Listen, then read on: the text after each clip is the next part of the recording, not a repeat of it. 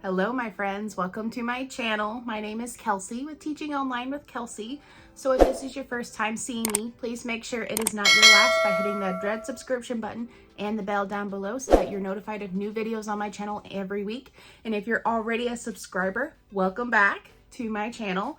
And of course, I have other things that I have to offer on my channel, including a free guide to ALLSCHOOL and also my free guide to 5 platforms that you can sign up with without a degree.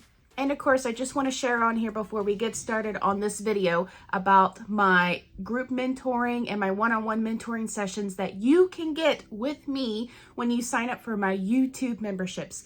And that's going to be down below in the description box to get started on there. And I would be excited to be working with you soon.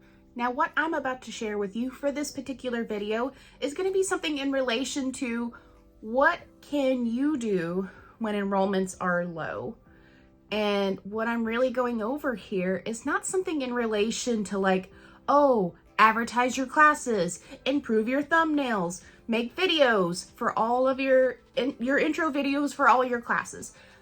No, that's not what I'm saying at all. If you are curious about how to boost your enrollments, and specifically for ALLSCHOOL, I do have a video that you can watch in the cards if you are looking for something like that. However, for this particular video, even if you do all the right things to try to boost your enrollments and your enrollments are low, what can you do? And one thing that you should expect as an online teacher is that there are going to be periods of ebbs and flows of your enrollments. There's going to be some months that you'll have fully booked classes and a lot more enrollments, meaning more income. And then there are going to be other months that are going to be a lot slower, and you should anticipate not earning as much money in classes. So when enrollments are low and you are in that slower season, sure, you can take some downtime for yourself. However, if you feel like you could do more for yourself as an online teacher, I'm going to be sharing with you what I personally do when enrollments are low. Number one, this is going to be something that a lot of online teachers have already invested their time in. And if you have created lessons and have written your own lessons, your own courses for either ALLSCHOOL or ALLSCHOOL, then you probably have created worksheets or guides that go along with the classes. And if you love making materials, then I recommend opening a Teachers Pay Teachers store if you have not done so already. When enrollments are low, take the time to make materials to sell on for Teachers Pay Teachers. And this is a wonderful opportunity because if you love making materials and you love sharing those materials with other teachers and other families, then take the time and try to sell it on Teachers Pay Teachers. Another alternative site where you can sell your products is also Creative FABRICA. I done a video about Creative FABRICA where it's going to be a similar process. However, you'll be able to get a teacher club card with that, and you can get free resources every week with the teacher club card. That's only $2.99 a year for their membership. So information on that is down below as well. But those are the top 2 sources of like selling different products for a lot of your teaching resources and stuff that you use in your classes already. Or if you were previously a brick and mortar teacher and you have worksheets and all sorts of projects from when you were working in the school system that you want to sell on Teachers Pay Teachers, then I definitely recommend doing that. If you need more Teachers Pay Teachers tips, I did do a whole video talking about how to sell products on Teachers Pay Teachers that I definitely recommend that you look into. Number 2, if you have something that you want to share in an ebook format, write an ebook. It doesn't necessarily have to be an online teaching. If you have something that you want to share with other people and you want to be able to help other people in that, then I definitely recommend writing an ebook. And if you already are using Canva, including to make your worksheets on, they have lots of great templates that you can use to write your ebook and use that as a guide to help give out that ebook to other people that may be of service to that. You could use this as something to build an email list if you want. This is also something if you are wanting to reach out to other families, and you can use that to help guide their kids in their learning as well. One of my ebooks is How to Support Your Child in Learning How to Read Using the Montessori Method. And I usually use that as a guide for parents, especially for younger kids, for their younger children, and say, these are the skills that you can use for learning how to read, and that when the time comes that they are ready to read, they are learning how to read with ease. So that's just one of the examples that you can use. However, if there's another skill or talent that you want to share with everyone else, I would definitely put that into consideration into writing that book and sharing that with others. Number 3, you could be like me and have a YouTube channel. You don't have to do a YouTube channel dedicated to online teaching, only if you want to. If there is something else that you are passionate about outside of online teaching, or it could be online teaching, then you could start a YouTube channel and be able to share your skills, share your tips, and be able to help other people in the YouTube community and how in your expertise and your skills that you have available. Taking that time to film your videos, to edit your videos, and to upload your videos to the likings of your particular YouTube community. It does take a little bit of time, but because you have that time, you should be able to do at least one video a week if you're able to squeeze in that time, or if you have the downtime to do another particular video and another niche if you'd like. Number 4, maybe you're the craftsy type. Maybe there's a skill like knitting or crocheting, or you like to work with resin to make resin keychains or jewelry, or you make clothing and scarves. One thing that you can do with that particular artsy skill is to sell your products on Etsy. That is another thing that a bunch of online teachers that I know like to do on the side, is they like to create different craftsy products. It could be for teachers, or it could be for something else like fun tumblers or anything like that.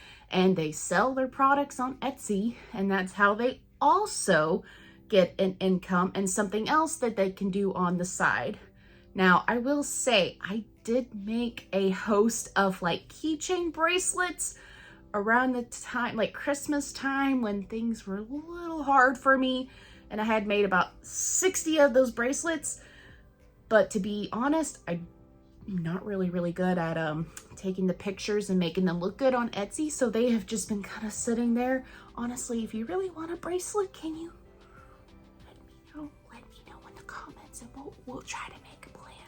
I digress on that topic. So if you do have a skill, an artsy skill, a craftsy skill, where you're able to open up a shop on Etsy, do it. Number 5, if any of those things that I've suggested do not sound like a good idea and you just want to solely focus on online teaching, then I definitely recommend just taking some time to slow down if you'd like, and even just think of what other courses do you feel like you might want to teach in the future.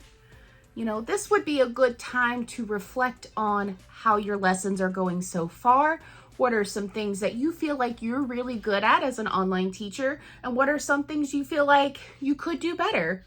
Do you still like your niche that you're in? Or do you feel like it's time to change it up a little bit? If you are not really sure if you're ready to change a niche or not, make sure to watch my niche video, the top 5 mistakes that you shouldn't make when choosing a niche. So review that. If you feel like, maybe it's time for me to change my niche, I'm not really sure. But use this downtime to really reflect and feel, and just think like, maybe it is time for a change. And if you do feel like it is time for a change, then think about what other topics and what other classes do you feel like you would be most excited about teaching on ALLSCHOOL or ALLSCHOOL, or any other platform that would allow you to write your own lessons. Number 6, if you are staying on the online teaching side of things and maybe you want to stay in your niche, or you're wanting to change your niche, you could also lesson plan. You can lesson plan for the future classes that you're wanting to teach in the future, or maybe you want to revisit old lessons and just see, I don't usually do this anymore.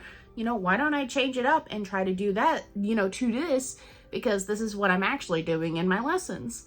So feel free to take up on that opportunity to revisit old lessons or rewrite new, or write new lessons for your new niche. And now the 7th and final suggestion is, if all of these suggestions just sound really, really overwhelming, you don't really want to pursue in any of these suggestions that I have mentioned, and maybe you just feel really tired or just feel really burnt out, then take the opportunity to just slow down and just not worry about teaching.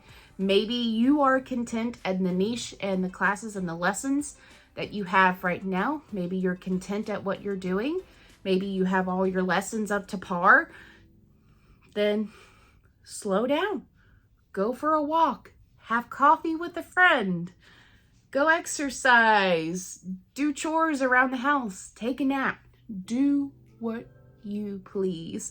If you just feel like you just need some downtime and you don't want to have to worry about extra things to do when enrollments are low, again, that is okay. Sometimes when I feel really overwhelmed or I'm starting to feel burnout, a lot of times my body is going to tell me, you need a nap. You need to slow down. You don't need to worry about, videoing so much. You don't need to worry about social media. You don't need to worry about X, Y, and Z.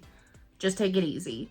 And so if you're able to slow down before your body tells you to slow down, I would take up on that opportunity. So those are just my suggestions that you can use when enrollments are low that are not related to updating intro videos or updating your thumbnails or trying to advertise your classes on Facebook or Instagram or TikTok or what have you.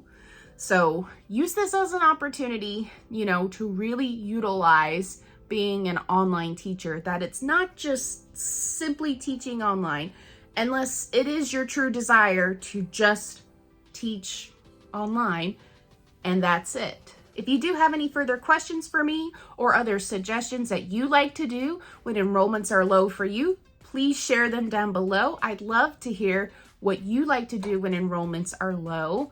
And thank you so much for watching, and I will see you next time.